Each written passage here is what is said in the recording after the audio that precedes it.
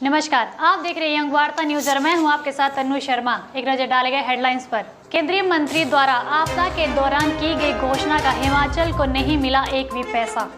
नई शिक्षा नीति के विरोध में एसएफआई उपायुक्त कार्यालय के बाहर दिया धरना, प्रधानमंत्री का फूका पुतला।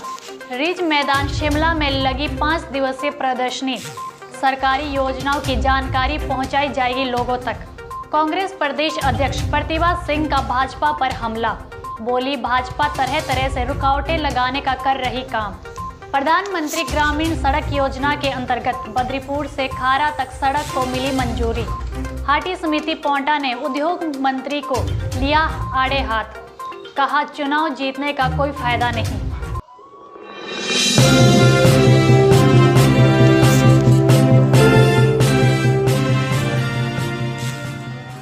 हिमाचल दौरे पर पहुंचे केंद्रीय मंत्री नितिन गडकरी ने कई घोषणाएं की थी, जिसमें 275 करोड़ बड़ी सड़क के लिए 55 करोड़ कमांड और पंडोर रोड के रखरखाव, भारत सेतु बंधन योजना के तहत 100 करोड़ एनएच से मिलने वाली सड़कों की मरम्मत के लिए 50 करोड़ की घोषणा के साथ सीआरएफ के पैसों को 115 करोड़ से 200 करोड़ करने की ऐलान किया था।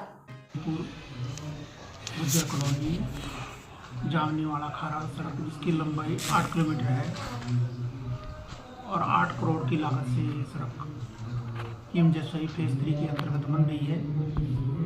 इसकी सारी औपचारिकताएं पूरी करके और ये शीघ्र इसका निविदाएं आमंत्रित की जाएंगी, टेंडर कॉल किए जाएंगे और उसके बाद इसका जो भी फॉर्मेलिटी टोटल फॉर्मेलिटी पूरी करके और इसका काम। राजधानी शिमला में मंगलवार को एकीकृत संचार और आउटरीच कार्यक्रम के तहत 5 दिवसीय प्रदर्शनी की शुरुआत हुई है। प्रदर्शनी के जरिए भारत सरकार के 9 वर्षों के विकास कार्यों को जनता तक पहुंचाने की कोशिश की जा रही है। जी, ये जो एग्जीबिशन लगाई गई है ये 11 नवंबर तक चलेगी और इसमें हमने पिछले 9 सालों में जो भारत में तरक्की हुई है, केंद्र सरकार ने जो कल्याणकारी योजनाएं हमारे देशवासियों के लिए लागू की हैं, लगाई हैं, उसकी पूरी झलक हमने दिखाने की कोशिश की है। मंगलवार को राजधानी शिमला स्थित प्रदेश कांग्रेस कार्यालय राजीव भवन में हिमाचल कांग्रेस की प्रदेश अध्यक्ष प्रतिभा सिंह ने कांग्रेस कार्यकर्ताओं से मुलाकात की। इस दौरान उन्होंने आपदा प्रभावित इलाकों का भी दौरा किया। प्रतिभा सिंह ने मुख्यमंत्री सुखविंदर सिंह सुक्खू का आभार व्यक्त करते हुए कहा कि मुख्यमंत्री ने इस आपदा के समय में बेहतरीन काम किया और मुख्यमंत्री के काम से लोग भी संतुष्ट हैं। देखिए, जहाँ तक बीजेपी का सवाल है, बीजेपी तो तरह तरह की रुकावटें पैदा करने का प्रयास कर रही है। जहाँ तक आप ये कह रहे हैं कि जो हमने मैनिफेस्टो में बातें कही है, आपको पता ही है कि हमने पहली गारंटी ओपीएस देने की बात की और वो सरकार ने पूरी भी की है।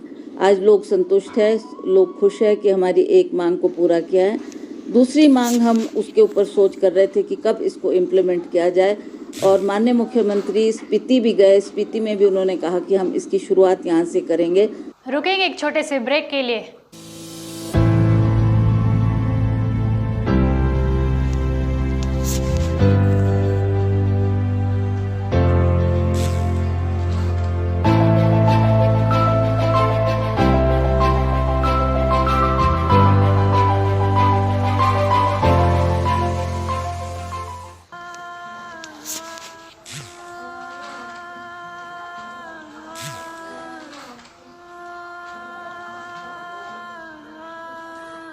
घर से दूर होकर भी दिल को हमेशा ये एहसास रहता है, उनका प्यार और फिक्र हमेशा मेरे साथ रहता है।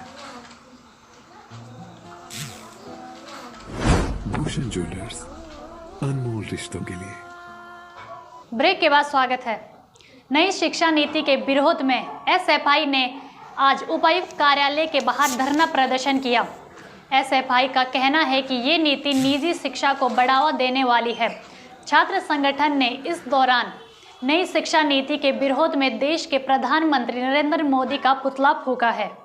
हमारा उग्र प्रदर्शन है। हमने आज इस प्रदर्शन में जो राष्ट्रीय शिक्षा नीति है और हमने जो प्रदेश सरकार जो है, रोहित ठाकुर हमारे जो एजुकेशन मिनिस्टर है और सीएम जो सुक्खू है और केंद्र के जो हमारी सरकार, हमारे प्रधानमंत्री नरेंद्र मोदी जी का पुतला भी यहाँ पे हमने फूका है। उसके पीछे कारण ये जो नई शिक्षा नीति केंद्र सरकार द्वारा 2020 में लागू की गई थी, वो शिक्षा नीति उस समय में लागू की गई थी जब जो हमारा पूरा देश है वो कोविड महामारी से जूझ रहा था। उस समय एक अवसर देखकर एक निजी सरकारी शिक्षा को ख़त्म करने की ये नीति जो आई है उसे पास कर दिया गया।